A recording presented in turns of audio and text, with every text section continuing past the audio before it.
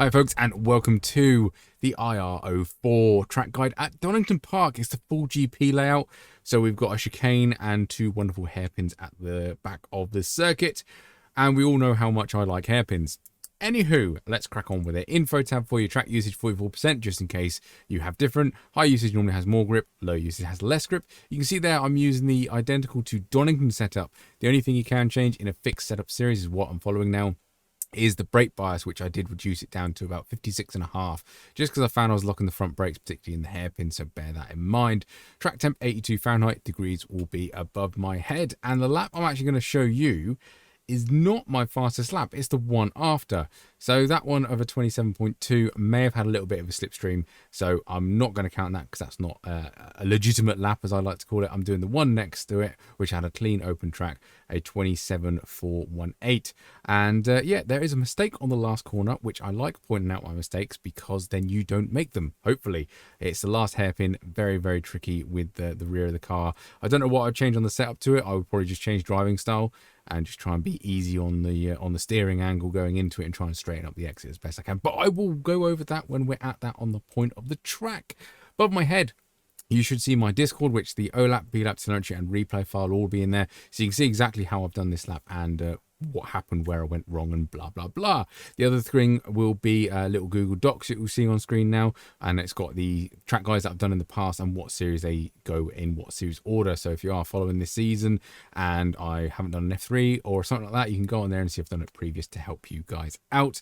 And the other screen you'll see is how I get into these sessions. So I use the iRacing UI, and from there you can I can try and make it as accurate as I can to the race week going live. Otherwise, enough of me waffling, let's crack on with the guide.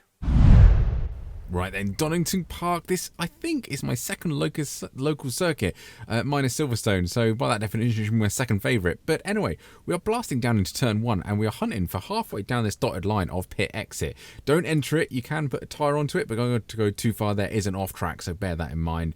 You want to get a nice late apex just where that bump is, which I hit it. You don't want to hit that because it unsettles the rear end just like that. But try and carry as much speed through there, because we're going to carry it all the way down to the old hairpin and through the crane of curves. Nice and easy through here. Minimize steering angle as much as you can to maximize the speed. Chain up into the sixth, and then at the end of this concrete dust sort of marking on the tarmac there, brake ever so slightly, turn in at the start of the curb. You can probably turn in a little bit earlier than what I do there, get more over the apex curb, but try and carry the speed through there and then up the top of the hill. Slipstream will be a thing up to this corner here, so be mindful of that. Make sure you can take this corner as much as you can.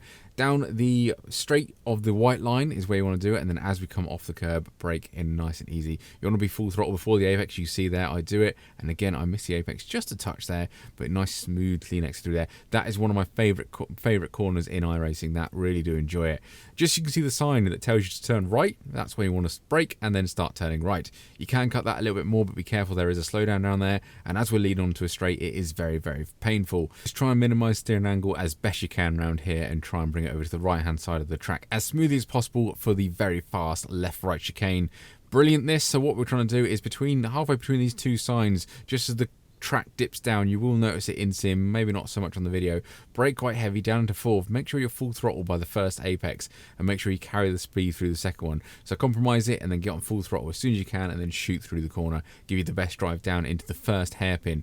Now there is a dip, and that is my braking zone. So as you go over the dip and you start physically going downhill, brake in a nice straight line, use all the curb on the left hand side, and then easy through here. Second gear, don't try first, you will face the other way, and try and get a late apex and a smooth application of the throttle. It is very easy to over rotate the car on exit there and face the other direction, so bear that in mind as well. Another good overtaking opportunity here, because you can put off people offline into that first hairpin and then have a go at them in the second hairpin. So it is quite a good tactic. So braking zone for this is just before the end of the curbing on the right hand side. Brake nice and easy, and now I need to turn in early at that point because it does that. There's a little crest over on turn in there, so be mindful of that. But get on full throttle as early as you can, because it is a good run down into turn one. And again, it's going to be another great overtaking opportunity into turn one and down into the old hairpin again. But yeah, that's us done and dusted in a 1:27.418.